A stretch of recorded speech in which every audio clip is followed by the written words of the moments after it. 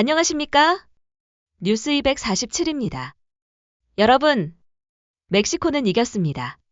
하지만 정작 가장 안도했던 순간은 결승골이 터진 순간이 아니었다고 합니다.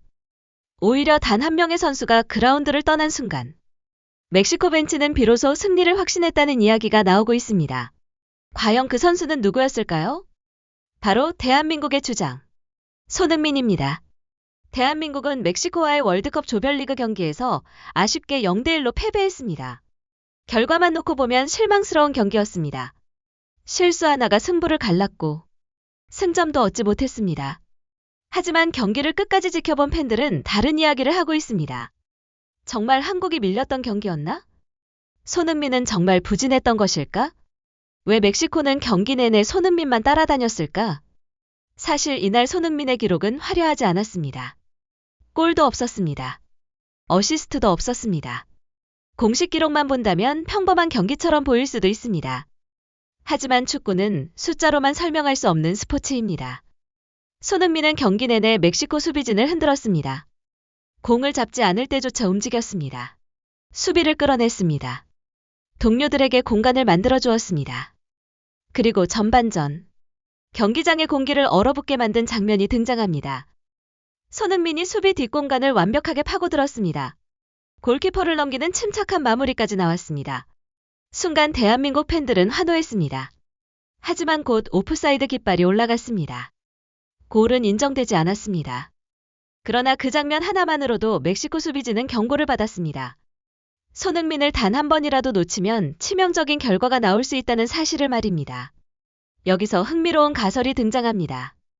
혹시 멕시코는 경기 전부터 손흥민 한 명을 막기 위해 특별한 준비를 하고 있었던 것은 아닐까요? 혹시 대한민국 전체가 아니라 손흥민을 중심으로 수비 계획을 세웠던 것은 아닐까요? 실제로 경기 내내 손흥민 주변에는 항상 2명 이상의 수비수가 따라붙는 장면이 반복됐습니다. 그리고 그것은 또 다른 공간을 만들기 시작했습니다. 바로 이강인과 이재성이 움직일 수 있는 공간이었습니다. 그렇다면 왜 멕시코는 손흥민을 그렇게까지 경계했을까요? 그리고 후반전, 경기의 흐름을 완전히 바꿔놓은 결정적인 장면은 무엇이었을까요? 잠시 후, 멕시코가 가장 두려워했던 남자, 손흥민을 둘러싼 충격적인 이야기를 공개하겠습니다. 영상이 재미있으셨다면 좋아요와 구독, 그리고 알림 설정까지 부탁드립니다. 여러분의 응원이 뉴스 247에 큰 힘이 됩니다.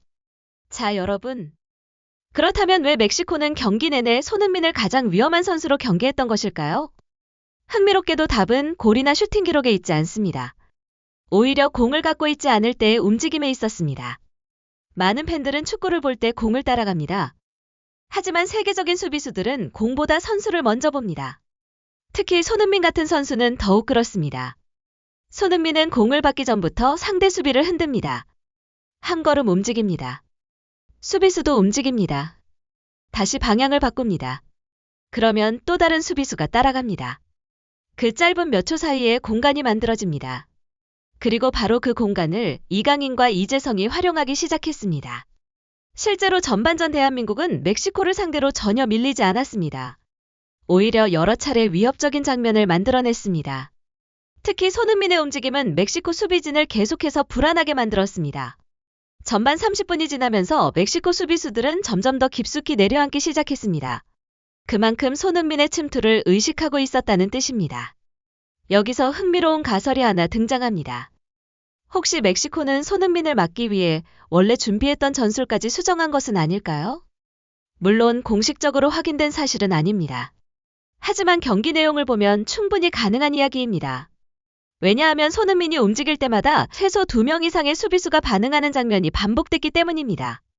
그 결과 멕시코는 공격으로 나가는 속도가 느려졌습니다. 빌드업도 매끄럽지 않았습니다. 대한민국의 압박이 계속 살아있었기 때문입니다. 특히 손흥민의 전방 압박은 눈에 띄었습니다. 많은 사람들이 손흥민을 공격수로만 생각합니다. 하지만 이날 손흥민은 수비에서도 엄청난 활동량을 보여줬습니다. 멕시코 센터백들이 공을 잡을 때마다 끊임없이 압박했습니다. 패스 길목을 차단했습니다. 쉽게 전진하지 못하도록 만들었습니다. 그리고 그 압박은 대한민국 전체 압박 시스템의 시작점이 되었습니다. 김민재가 뒤를 지켰고 황인범이 중원을 커버했습니다. 이강인이 공격 전개를 담당했습니다. 하지만 그 시작은 손흥민의 움직임이었습니다. 그래서 일부 팬들은 경기 후 이런 이야기를 하기 시작했습니다. 손흥민은 골이 없었지만 가장 영향력이 컸다. 기록으로 설명되지 않는 경기였다. 멕시코는 손흥민 때문에 계속 흔들렸다.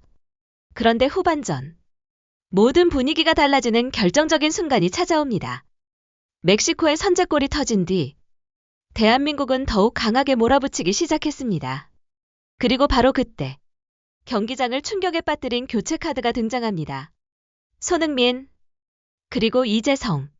대한민국 공격의 핵심 두 선수가 동시에 벤치로 향하기 시작한 것입니다. 과연 그 교체는 어떤 의미였을까요? 그리고 왜 많은 팬들이 지금까지도 그 순간을 두고 아쉬움을 이야기하고 있는 것일까요? 다음 이야기에서는 경기의 흐름을 바꾼 논란의 교체 장면과 만약 손흥민과 오형규가 함께 뛰었다면 벌어졌을지 모르는 또 다른 시나리오를 살펴보겠습니다. 자, 여러분. 그리고 바로 여기서 이번 경기 최고의 논란 장면이 등장합니다. 후반전, 멕시코가 예상치 못한 선제골을 터뜨립니다. 대한민국 선수들은 충격을 받았습니다. 팬들도 순간적으로 침묵했습니다. 하지만 흥미로운 사실이 있습니다. 실점 직후 대한민국은 무너지지 않았습니다. 오히려 더 강하게 반격하기 시작했습니다. 손흥민은 중앙과 측면을 오가며 공간을 만들었습니다. 이강인은 더욱 적극적으로 전진 패스를 시도했습니다. 이재성 역시 끊임없이 빈 공간을 파고들었습니다. 실제로 경기 흐름만 놓고 보면 오히려 동점골이 나올 가능성이 더 커 보였습니다. 멕시코 수비진도 흔들리기 시작했습니다. 공을 걷어내기에 급급했습니다. 패스 연결도 매끄럽지 않았습니다. 벤치에서도 긴장감이 감돌았다는 이야기가 나오고 있습니다. 그런데 바로 그때였습니다. 경기장을 술렁이게 만든 교체보드가 올라왔습니다. 그리고 거기에 적힌 이름은 많은 팬들을 놀라게 만들었습니다. 손흥민, 이재성. 대한민국 공격의 중심이었던 두 선수가 동시에 교체된 것입니다. 순간 경기장의 분위기가 달라졌습니다. 중계진도 놀랐습니다. 팬들도 의문을 제기했습니다. 왜 지금인가? 아직 시간이 남아있는데 반격 흐름을 끄는 것 아닌가? 물론 감독의 결정에는 이유가 있었을 것입니다. 체력 문제일 수도 있습니다. 다음 경기를 고려한 선택일 수도 있습니다. 하지만 경기 후 가장 많이 나온 이야기는 바로 이것이었습니다. 만약 손흥민이 조금 더 뛰었다면? 여기서 흥미로운 가설이 등장합니다. 만약 손흥민과 오형규가 동시에 그라운드에 있었다면 어땠을까요? 사실 많은 팬들이 기대했던 그림이 바로 그것이었습니다. 손흥민은 공간을 만듭니다. 오형규는 박스 안에서 버팁니다. 이강인은 그 사이로 패스를 공급합니다. 황희찬은 측면을 흔듭니다. 이 조합은 상대 수비 입장에서 매우 까다로운 구조가 될 수 있습니다. 왜냐하면 누구 하나만 막아서는 해결되지 않기 때문입니다. 특히 손흥민이 측면으로 빠지면 수비수도 따라 움직입니다. 그러면 중앙에 공간이 생깁니다. 그리고 바로 그 공간을 오형규가 활용할 수 있습니다. 이것은 어디까지나 하나의 가설입니다.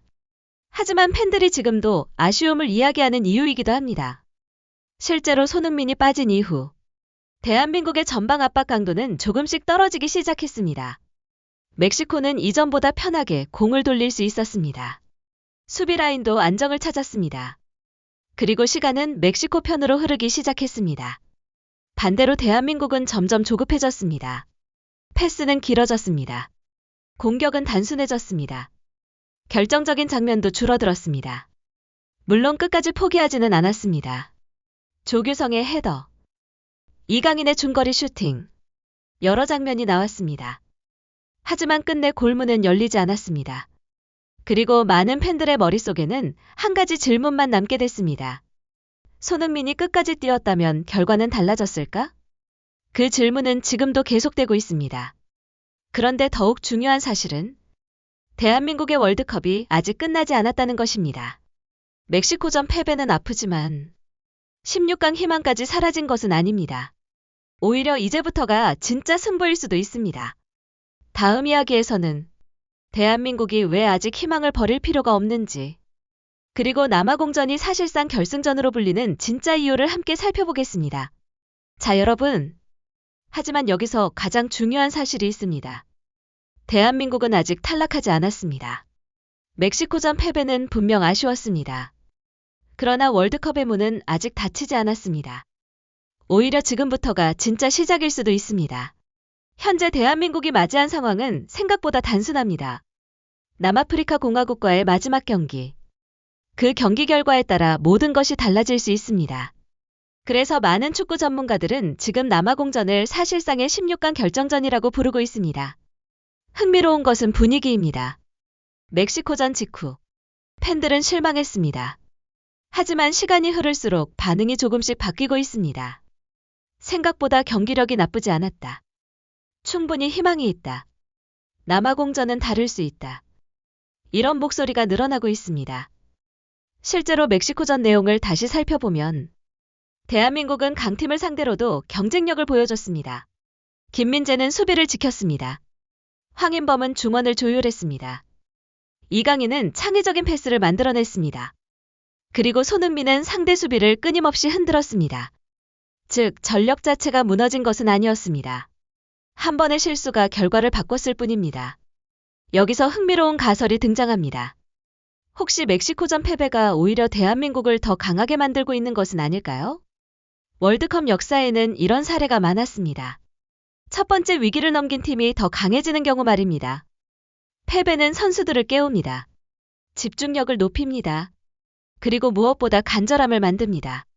지금 대한민국이 바로 그런 상황일 수도 있습니다. 특히 주장 손흥민의 존재는 더욱 중요해지고 있습니다. 손흥민은 수많은 큰 경기를 경험했습니다.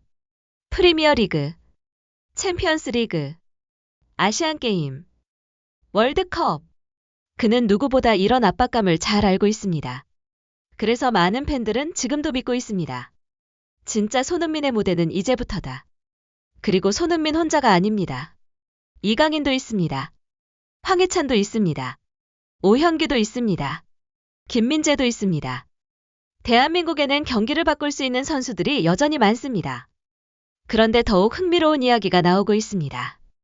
일부 분석가들은 남아공 수비가 손흥민에게 유리한 상대가 될 수 있다고 이야기합니다. 남아공은 강한 압박을 받을 때 수비 라인이 흔들리는 장면이 종종 나왔습니다. 그리고 바로 그 공간을 가장 잘 활용하는 선수가 손흥민입니다. 폭발적인 스피드, 침투 능력, 결정력, 손흥민의 강점이 살아날 수 있다는 분석입니다. 여기에 이강인의 패스가 연결된다면 대한민국은 전혀 다른 공격력을 보여줄 수도 있습니다. 물론 어디까지나 예상입니다. 축구는 언제나 변수가 존재합니다. 하지만 분명한 사실도 있습니다.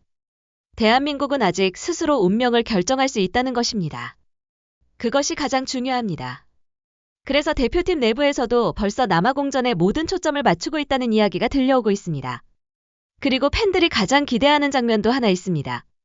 바로 손흥민의 반전입니다. 멕시코전의 아쉬움을 씻어내는 순간, 주장으로서 팀을 이끄는 순간, 그리고 대한민국을 다시 일으켜 세우는 순간 말입니다. 과연 손흥민은 마지막 경기에서 어떤 모습을 보여줄까요? 그리고 대한민국은 다시 한번 기적을 만들어낼 수 있을까요?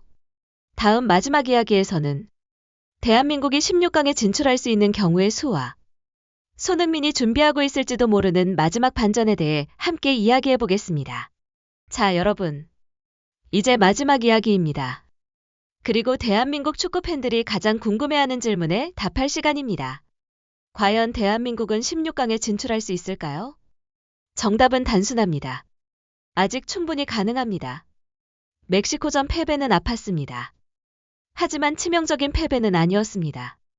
오히려 대한민국은 여전히 자신의 운명을 스스로 결정할 수 있는 위치에 있습니다. 그리고 그것이 가장 중요합니다. 이제 모든 시선은 남아프리카 공화국전으로 향하고 있습니다. 90분. 어쩌면 대한민국의 월드컵 운명을 결정할 마지막 승부가 기다리고 있습니다. 많은 전문가들은 대한민국이 전력상 우위에 있다고 평가합니다. 물론 방심은 금물입니다. 월드컵에는 약팀도 강팀도 없습니다. 하지만 경험, 선수 구성, 국제무대 경쟁력, 그리고 스타 플레이어의 존재까지 고려하면 대한민국이 충분히 승리를 노릴 수 있다는 전망이 나오고 있습니다. 특히 손흥민의 존재는 여전히 가장 큰 희망입니다. 멕시코전에서는 아쉬움이 남았습니다. 골은 없었습니다. 승리도 없었습니다. 하지만 그의 움직임은 살아 있었습니다. 그리고 그것이 더욱 무서운 부분입니다. 여기서 마지막 가설이 등장합니다. 혹시 멕시코전은 손흥민의 진짜 무대를 위한 예고편이었을까요? 혹시 남아공전에서 모든 것을 폭발시키기 위한 준비 과정이었을까요? 물론 이것은 어디까지나 하나의 가설입니다. 하지만 축구 팬들은 이런 이야기를 좋아합니다.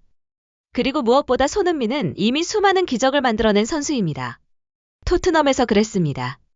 대표팀에서도 그랬습니다. 그리고 월드컵 무대에서도 여러 차례 결정적인 순간을 만들어냈습니다. 그래서 많은 팬들은 아직 희망을 버리지 않고 있습니다. 손흥민이 있습니다. 이강인이 있습니다. 황희찬이 있습니다. 황인범이 있습니다. 김민재가 있습니다. 대한민국에는 아직 경기를 바꿀 수 있는 선수들이 남아 있습니다. 그리고 더욱 중요한 것은 선수들의 눈빛입니다. 멕시코전 종료 후 대표팀은 무너진 모습이 아니었습니다. 실망은 있었지만 포기는 없었습니다. 오히려 더 강한 결의가 느껴졌습니다. 그것이 팬들에게 희망을 주고 있습니다. 실제로 월드컵 역사에는 수많은 반전이 존재했습니다. 조별리그 첫 위기를 넘은 팀이 더 강해진 사례도 많았습니다. 어쩌면 대한민국도 그런 이야기를 준비하고 있는지 모릅니다. 그리고 만약 남아공전에서 승리를 거둔다면 지금의 멕시코전 패배는 또 다른 기적의 출발점으로 기억될 수도 있습니다. 결국 축구는 끝날 때까지 끝난 것이 아닙니다. 손흥민의 월드컵도 끝나지 않았습니다. 대한민국의 도전도 끝나지 않았습니다. 이제 남은 것은 단 하나입니다. 90분 동안 모든 것을 쏟아붓는 것. 그리고 다시 한번 기적에 도전하는 것입니다. 과연 손흥민은 주장으로서 대한민국을 16강으로 이끌 수 있을까요? 과연 대한민국은 다시 한번 전 세계를 놀라게 할 수 있을까요? 여러분은 어떻게 생각하십니까? 대한민국이 남아공을 꺾고 16강에 진출할 수 있다고 생각하시나요? 예상 스코어를 댓글로 남겨주시기 바랍니다. 영상이 재미있으셨다면 좋아요와 구독, 그리고 알림 설정까지 부탁드립니다. 여러분의 응원이 뉴스 247이 더 좋은 콘텐츠를 만드는 가장 큰 힘이 됩니다. 지금까지 뉴스 247이었습니다. 시청해주셔서 진심으로 감사드립니다. 대한민국의 마지막 도전을 함께 응원하겠습니다.